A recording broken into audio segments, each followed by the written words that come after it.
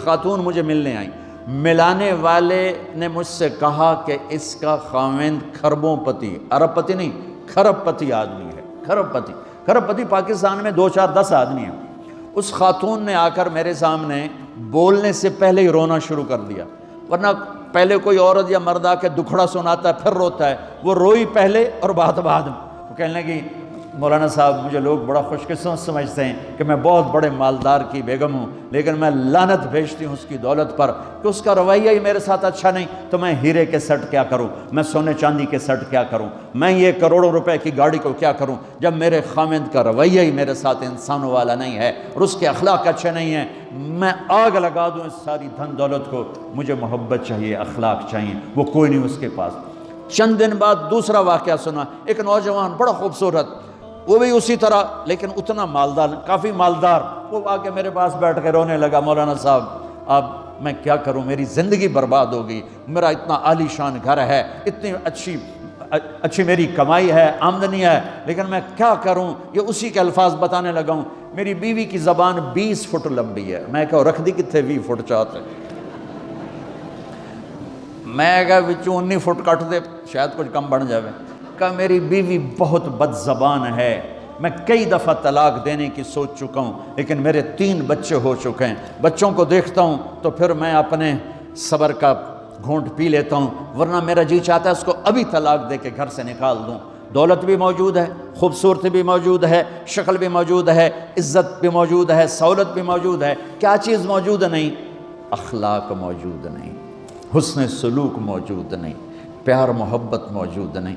اب اپنے گھروں میں اگر خوشی دیکھنا چاہتے ہیں، ہر رشتے کو اگر آپ آباد کرنا چاہتے ہیں تو میرے نبی والی محبت دینا سیکھیں، میرے نبی والی محبت دینا سیکھیں، اپنے بچوں کو بھی، اپنی اولاد کو بھی، اپنے بہن بھائیوں کو، اپنے ماں باپ کو، ساس بہو کو، بہو ساس کو، سسر بہو کو، بہو سسر کو، بھائی بھائی کو، بہن بہن کو، اللہ کے واسطے برداشت کرنا سیکھو۔ مجھے میرے رب کی قسم ساری دنیا کا چین و سکون برداشت میں ہے، صبر میں ہے، صبر میں ہے، صبر میں ہے۔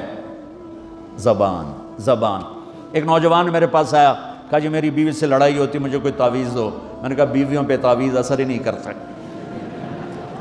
کہنے کا کیا کروں؟ میں نے کہا ایک عمل بتاتا ہوں، سنت عمل، کہ 1-2 لقمے اپنے ہاتھ سے بیوی کو کھلا دیا کرو۔ وہ کہنے لگا اس سے کیا ہوگا؟ میں نے کہا تو تم دیکھو گے، پھر میں پوچھوں گا تم سے کیا ہوگا۔ میں نے کہا یہ سنت عمل ہے، اس سے محبت بڑھے گی۔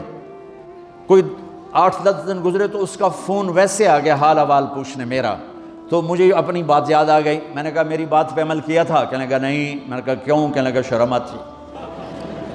میں نے کہا لڑتے ہوئے شرم نہیں آتی؟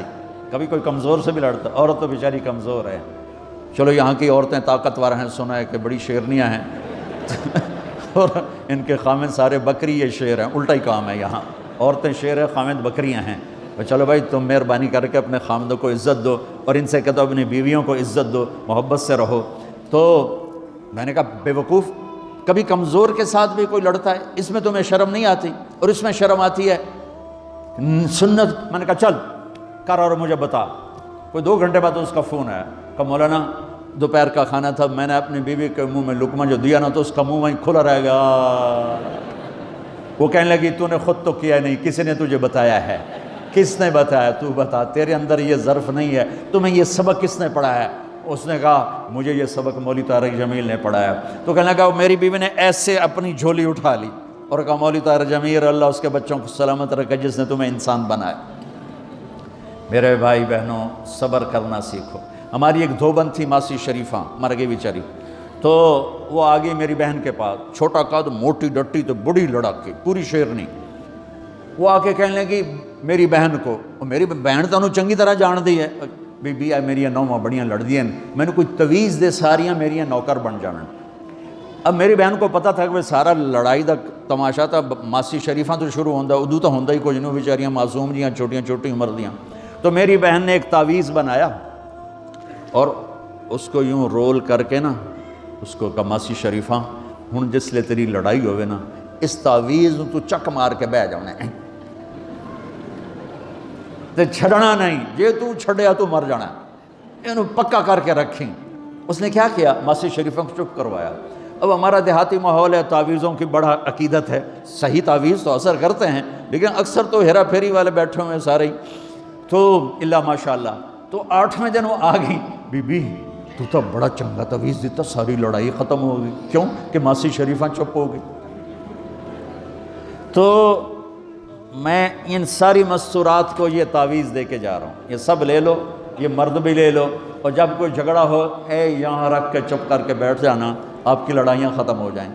اگر آپ بولتے رہے تو پھر لڑائی ختم نہیں ہوگی۔ میرے نبی کی زندگی سیکھو، معاف کرنا سیکھو، محبت دینا سیکھو، ایسا نہ ہو کہ دو آپس میں بولتے نہ ہوں، ایسی بد اخلاقی سے بچو۔ اور آخری بات یہ ہے، آپ اس ملک میں رہتے ہیں، اب یہ آپ کا ملک ہے، اگر آپ کے پاسپورٹ ہیں تو یہ آپ کا ملک ہے، اس کے قانون کو عزت دو، اس کے قانون کو احترام دو۔ یہاں کی گورنمنٹ کے ساتھ مجھے پتہ چلا ہے کہ بہت سے لوگ ہیں فرضی بیمار بن کے وظیفے لے رہے ہیں، یہ حرام ہے، یہ دھوکہ ہے، یہ فراڈ ہے۔ جو حکومت آپ کی اتنی ہمدرد ہو کہ گھر بیٹھے آپ کو وظیفہ پہنچائے، آپ کے بچوں کے وظیفے لگائے، آپ کے وظیفے لگائے، انہی کے ساتھ دھوکہ کرنا ہے، انہی کے ساتھ فراڈ کرنا ہے۔ اللہ کی قسم یہ آپ اپنے ساتھ فراڈ کر رہے ہیں، یہ آپ اپنی ذات کو دھوکہ دے رہے ہیں، ان کو نہیں دھوکہ دے رہے، آپ اپنے آپ کو دھوکہ دے رہے ہیں۔ ایک سردار جی ریل میں چڑھا، ہنسی جائے، لوگوں نے پوچھا سردار جی بڑے ہنس رہے ہو؟ کہنے لگا ریلوے والوں کے ساتھ آج بڑا فراڈ کیا، چکر کا دے دیا،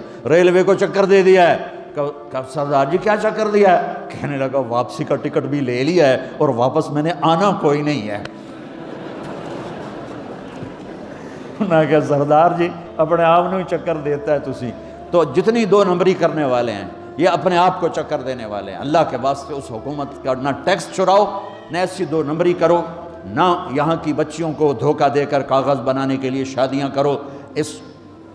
جب انگریزوں کی حکومت تھی انڈیا پر تو دلی میں ایک وہ پک پاکٹ رہتا تھا جیب کترا، اس کا چیلا شام کو 2 روپے لے کر آیا تو اس نے اس کو تھپڑ مارا، سارے دن میں 2 روپے۔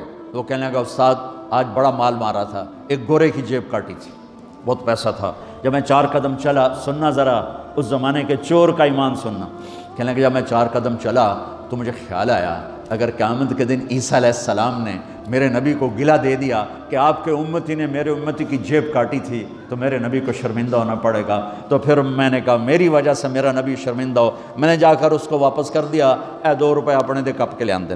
تو اس نے اس کو 10 روپے انعام دیا کہ یہ 10 روپے تیرا انعام ہے۔ اب آپ اس ملک کے اگر ہیں، آپ کے پاسپورٹ ہیں تو آپ یہاں کے ہیں، آپ اپنے پیچھے اپنے رشتہ داروں کی مدد کریں، جو مرضی کریں، لیکن میرے بھائی بہنوں اس سے اپنا ملک بنا کے چلو، یہاں غریبوں پہ خرچ کرو۔ زکوٰۃ تو مسلمان کو دی جاتی ہے کوئی شک نہیں، لیکن صدقات خیرات پیچھے بھیجنے کے بجائے یہاں کتنے غریب لوگ ہیں، کتنے ضرورت مند لوگ ہیں، کتنے لوگ ہیں جن کے پاس گھر کوئی نہیں، کتنے لوگ ہیں جو کونسل کی طرف سے وظیفہ لے کر روٹی کھا رہے ہیں اور وہ پوری نہیں پڑتی، ایسوں کو ڈھونڈ کے ان پر خرچ کرو، ان کی مدد کرو، کسی کی جانی خدمت کرو، کسی کی مالی خدمت کرو۔ میرے نبی نے فرمایا ہر مسلمان کے لیے ضروری ہے کہ صدقہ دے، ہر مسلمان روزانہ صدقہ دے۔ تو صحابہ نے کہا یا رسول اللہ پیسے نہ ہوں تو آپ کہتے چلو کوئی بات نہیں، کہا نہیں سنو، آپ نے کہا بازار میں جا کے مزدوری کرے اور مزدوری کی قیمت وصول کر کے صدقہ کرے، صدقہ اتنا ضروری ہے، بلاؤں کو ٹال دیتا ہے، مصیبتوں کو ٹال دیتا ہے۔ تو یہاں رہنے والے یہاں کے قانون کا احترام کریں، یہاں کے قانون کو عزت دیں، اللہ کے واسطے 2 نمبری نہ کریں، دیانتداری سے چلیں۔ میرے نبی نے فرمایا میرا امتی ہر گناہ کر سکتا ہے، 2 کبھی نہیں کرے گا، ایک جھوٹ کبھی نہیں بولے گا، ایک دھوکہ کبھی نہیں دے گا۔ تو اللہ کے واسطے دھوکے فراڈ سے چلیں۔ کہیں آپ لڑے ہوئے ہیں صلح کر لیں، پیار محبت دیں، معاف کریں، اپنے بچوں کو ٹائم دیں، ان کو اچھی تعلیم دیں، یہ اعلیٰ عہدوں پر پہنچیں، اعلیٰ جاب پر پہنچیں۔ ضروری نہیں ہے کہ تمہاری طرح مزدوریاں ہی کریں، ان کی تعلیم کا یہاں اسکول بناؤ، یہاں کالج بناؤ، اپنے اسکول بناؤ، اپنے کالج بناؤ، اپنی اولاد کو اچھی سے اچھی تعلیم دو کہ یہ آگے چل کے بڑے شعبوں پر اور بڑی جاب پر پہنچیں اور تمہارے لیے عزت بنے، باعث عزت بنے، باعث افتخار بنے۔ آپس کی پیچھے لڑائی چل رہی، اس نے 1 کنال کا گھر بنایا، میں نے 2 کنال کا بنایا، اور میں ایک جگہ گیا پہاڑ میرپور گیا، میرپور بڑے بڑے گھر، شہر میں انٹر ہونے سے پہلے بڑے بڑے گھر، میں نے کہا یہ اور لگے جیسے خالی، میں نے کہا یہ کیا ہے؟ میں پہلی دفعہ میر پور کہا یہ انگلینڈیوں کے گھر ہیں، ان کے مقابلے لگے رہتے ہیں، اس نے کنال کا بنا، میں 2 کنال کا بناؤں گا، اس نے 2 کنال کا بنا، میں 4 کنال کا بناؤں گا۔ بناؤ گھر اپنی ضرورت کے بنا لو، جب جانا ہو وہاں نہ تم جانے والے ہو پیچھے نہ تمہاری اولادیں، ان کو یہاں کی نسوار لگی واپس جائیں گے لوڈ شیڈنگ میں۔ ایک پٹھان بھائی ناراض نہ ہونا، ادھر بہت ہیں پٹھان، تو ایک پٹھان کا خرگوش گم ہو گیا، خرگوش، تو لوگوں نے افسوس کیا خان جی آپ کا خرگوش گم ہو گیا، کہنے لگا خوچا کوئی بات نہیں ہے، ہم نے اس کو نسوار کا عادی بنایا ہوا ہے، جب نشہ ٹوٹے گا ہمارے پاس آئے گا۔ یہ تمہاری نسل اور تم انگلینڈ کی نسوار کھا کھا اب تم پاکستان جاؤ گے، ہندوستان جاؤ گے، بنگلہ دیش جاؤ گے، تم نے یہی رہنا ہے۔ اسے اپنا ملک بنا کے چلو، سنسیئر ہو کے چلو، اس کے قانون کا احترام کر کے چلو۔ یہاں غریبوں پہ صدقہ تو غیر مسلموں کو دو، ان کے دل قریب ہوں، ڈھونڈ ڈھونڈ کے دو، وہ تم سے پیار کریں، وہ تم سے محبت کریں، ان کے ہائے ہائے۔ او میرے نبی تشریف فرما تھے، ایک طوائف گزری، طوائف پروسٹیٹیوٹ، وہ آپ کو دیکھ کے نا آپ کا مذاق اڑانے کے لیے، کیسا نبی ہے، اکیلے بیٹھ کے کھاتا ہے، کسی کو پوچھتا ہی نہیں۔ غیر مسلم کافر طوائف، کتنی برائیاں اکٹھی ہو گئی۔ آپ نے کہا آجا، وہ آ کے بیٹھ گئی، آپ نے کہا کھا، وہ تو آپ کا مذاق اڑا رہی تھی کہ نہیں ایسا نہیں کھاؤں گی، جو تیرے منہ میں ہے اپنے ہاتھ سے نکال کے مجھے کھلا۔ اس کا خیال تھا یہ مجھے ڈانٹیں گے، کہیں گے اس کو اٹھاؤ، 2 چھتر مارو، اس کو دفع کرو، میں کہوں گی دیکھو تمہارا نبی کیسا ہے، اتنا بد اخلاق۔ تو انہوں نے کہا نہیں، جو تیرے منہ میں ہے وہ نکال اور اپنے ہاتھوں سے میرے منہ میں ڈال۔ میرے نبی نے کہا یہ لو، آپ نے لقمہ منہ سے نکالا اور اس کے منہ میں ڈالا۔ اب پنجابی کی مثال ہے، کبے نو لت لگی، وہ سدھا ہو گیا۔ میرے نبی کے منہ کا لعاب جب اس طوائف کے منہ میں گیا، وہ ساتھ ہی کلمہ پڑھ گئی، ایمان لے آئی اور مدینے کی شریف ترین عورت بن گئی۔ میرے نبی تو اس طرح اخلاق والے تھے۔ یہاں تو نوکر سسٹم نہیں، میں پاکستان میں بھی روتا رہتا ہوں کہ نوکروں کے برتن الگ ہیں اور مالکوں کے برتن الگ ہیں، عورتوں کی نوکروں کی پلیٹ الگ ہے اور مالکوں کی پلیٹ الگ ہے۔ میرے نبی نے طائف کے کافر آئے، روزانہ ان کے ساتھ بیٹھ کے رات کو کھانا کھاتے تھے، ان کا جھوٹا کھاتے تھے۔ یہ اخلاق تھے جس نے انہیں کلمے میں داخل کر دیا۔ نجران کے جوڑ نظر آئے گا، اور میرے رب کی سنو، ان استقالنی عقلت لا، تو توبہ توڑ کے لے آئے 1 دفعہ یا 1000 دفعہ، ایسا جوڑوں گا کہ جوڑ نظر ہی نہیں آئے گا، بے جوڑ کر دوں۔ اور یہ تیرے کرامن کاتبین کو بھی نہیں پتہ چلے گا کہ یہ توبہ ٹوٹی ہوئی ہے اور ٹوٹ کے جڑی ہے یا ٹوٹی نہیں۔ اللہ ایسی توبہ ہماری قبول کرے گا۔ جب ہو توبہ کرو، جب ہو توبہ کرو۔ تو نیت کرتے ہو توبہ کی؟ اگر ہم نے سچے دل سے کر لی تو اللہ کی قسم یہیں بیٹھے بیٹھے ہم سب ایسے ہو جائیں گے جیسے ماں کے پیٹ سے نکلے ہوں۔ اور پھر اگر ٹوٹ جاتی ہے، وہاں جا کے ٹوٹ جاتی، پھر کہنا یا اللہ میری توبہ۔ ماں تنگ آ کے شاید بچے کو مارنے لگ جائے، لیکن میرا رب کبھی تنگ نہیں پڑتا، جب بھی جھکو گے معاف کرے گا، جب بھی جھکو گے معاف کرے گا۔ اللہ تعالی ہمیں توفیق دے۔ تو میرے ساتھ کہو یا اللہ میری توبہ، پھر کہو یا اللہ میری توبہ، پھر کہو یا اللہ میری توبہ۔ اب اگر دل سے ہے تو سب معاف ہو گیا۔ آپ سب کو مبارک ہو۔